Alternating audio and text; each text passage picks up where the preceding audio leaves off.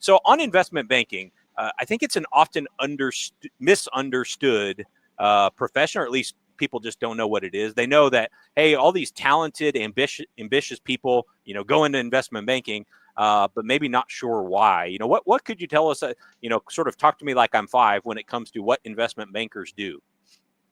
Sure. So, well, there's two. I would divide investment banking into coverage groups and product groups. So I was part of a coverage group. So coverage groups focus on specific industries. For example, my industry that I focused on was food, beverage, and agribusiness.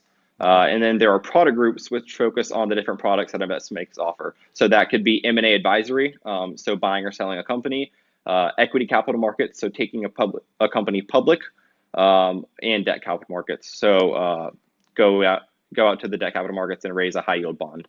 So on every transaction, or on most transactions, a team that represents industry expertise and product expertise will come together and work on the deal at hand. And so you are out there, when you say work on the deal, it's a company coming to your firm looking to raise money, either through debt, taking on or issuing a bond, or or through equity and actually issuing stock. And you go out there and help them find the other party to that transaction. Is that right? Yeah, that's exactly right. So for example, Beyond Meat's getting a lot of press right now.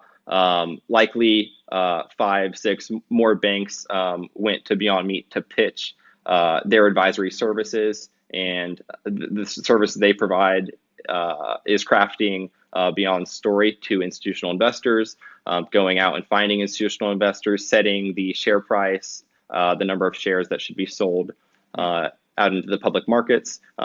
So that's not just that wouldn't be just my job. It'd be a huge team effort, oftentimes across different banks and different teams. But the analyst is really in charge of building the materials and the financial model. So they're living in Excel and PowerPoint and working with the management teams to help craft the story, and also building out sort of forward-looking financial models based on management guidance and equity research, to give the investment community a sense for the forward-looking performance of the company. Okay, yeah, that makes sense. And then how about now? So chief of staff with Clara Foods. What does a chief of staff do? What's your role kind of day to day? Sure. So I think a chief of staff is a lot of different things to different companies. Clara Foods in particular, we are about 80% scientists, and our team size, I believe, is 35 right now. So it's a very technical team. So pretty much all things that fall outside of the deep science on the corporate finance, investor relations, project management, go-to-market strategy, just real nitty-gritty biz ops side of things fall under my scope of work. So I'm try to be a real utility player to the team and work cross-functionally across strain engineering, process development, and product. And I just work on special projects here and there for the CEO beyond those core competencies that I just discussed. So it's a fun jack of all trades role that I would really highly recommend to anyone that has interest in being a founder or CEO or entrepreneur one day. It's sort of seeing it from the front lines. Definitely. And I think that goes often unnoticed, or at least unacknowledged, that I think a lot of people feel pushed to become a specialist, and maybe don't see those generalist type roles. What's your viewpoint on that? It seems like you've been able to find success in specifically being a generalist, if that's not a contradiction of terms there. So, what's kind of your viewpoint on that? Sure. So I think I've found success actually in being a deep specialist in terms of industry.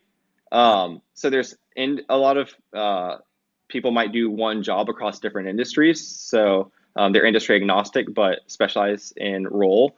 And I know the industry I want to build my career in. But you actually asked about the best piece of advice I received. Yeah. In the pre-interview survey you sent out, and it was to focus on learnings and not earnings. And I think I'm still very early into my career, so I don't know if I'm necessarily committed to being a role generalist at this point. I'm more just trying to learn as much as I can and work with as many different kinds of people as I can. Thank you for joining AgGrad Live. Visit aggrad.com, that's AGGRAD, to join the community, create your profile, and learn more about careers in the agriculture industry.